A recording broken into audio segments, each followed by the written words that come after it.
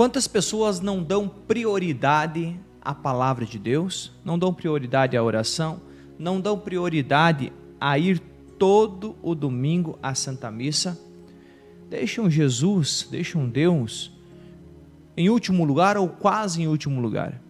Quando der tempo eu rezo, quando der tempo eu leio a Bíblia, quando der tempo eu vou à igreja, quando der tempo eu vou no grupo de oração. Então a pessoa, ela vai quando ela quer. Mas veja como o dia a dia nosso, é interessante nós meditarmos isso. Você trabalha e você cumpre horários no seu trabalho.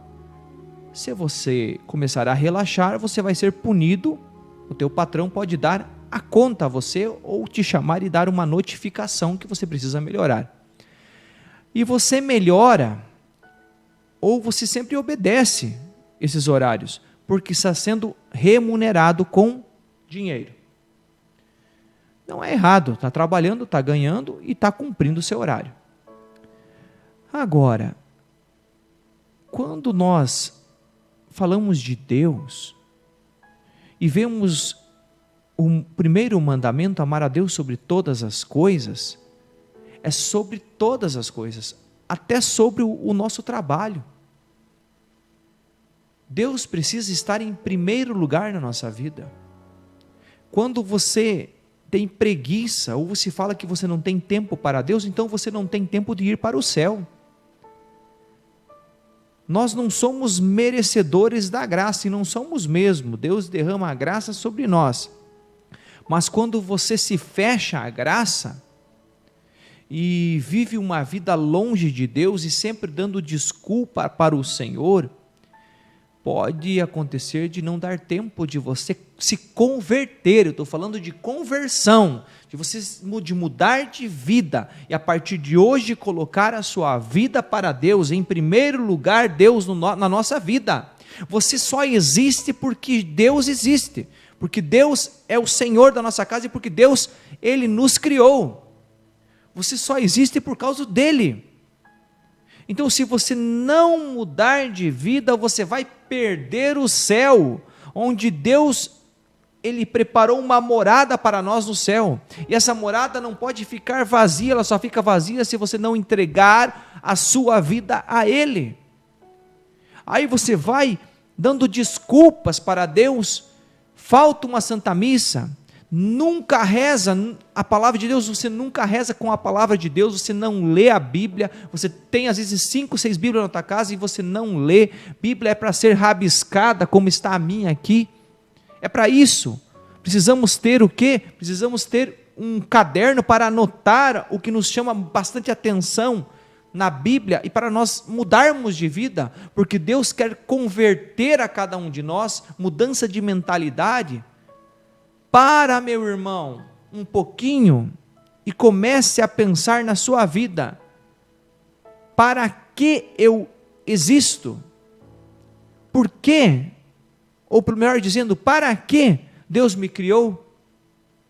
Deus nos criou para o céu. E nós só perdemos o céu quando nós viramos as costas para Deus. Quando você começa a dar essas desculpinhas para Deus, que não tem tempo de rezar, que não tem tempo de pegar a Bíblia e ler, isso é tudo mentira. Mentira.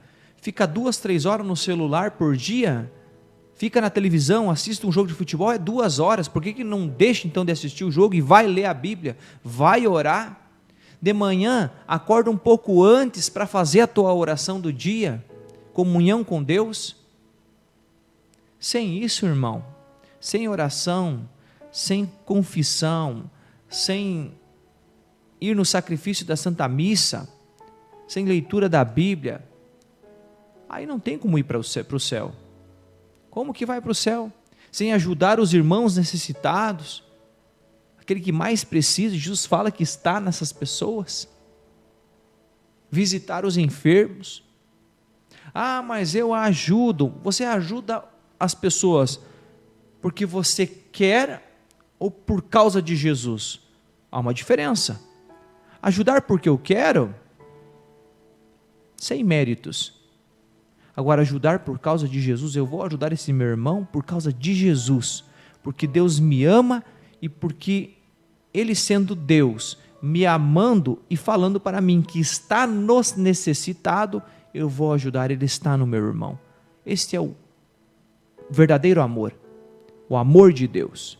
Quando nós fazemos as coisas por Cristo, é sempre feito com amor, sempre feito querendo chegar o máximo da perfeição que a gente consegue. É isto. Vamos meditar a palavra de Deus, que está em Mateus,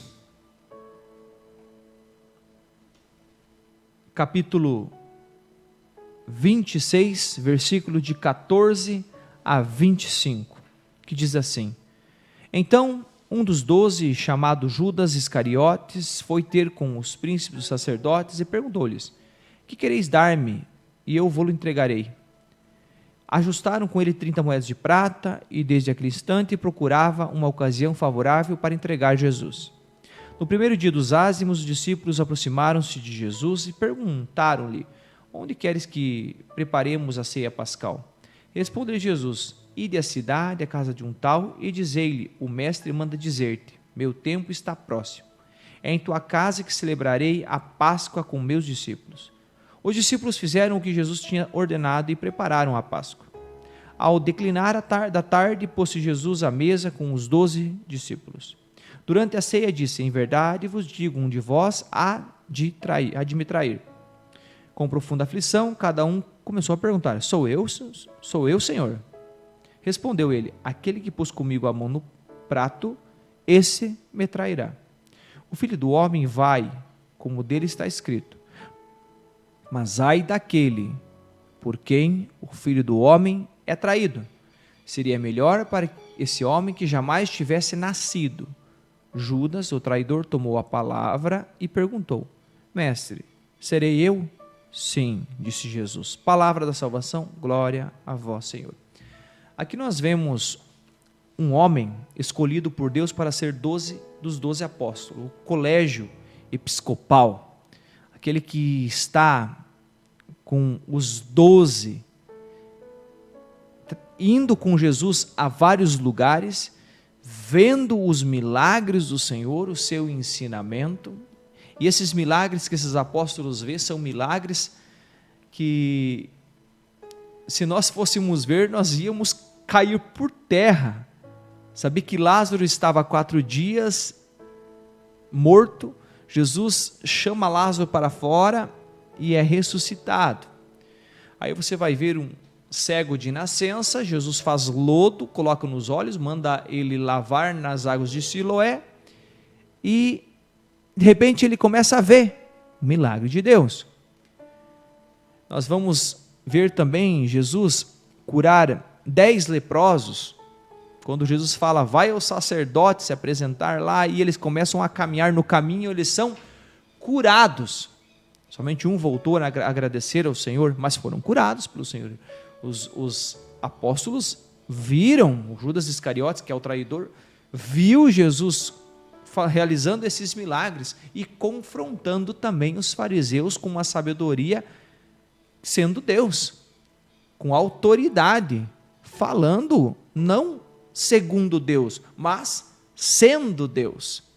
Tudo isso Judas Iscariotes viu. E mesmo assim, ele vendeu Jesus por 30 moedas de prata.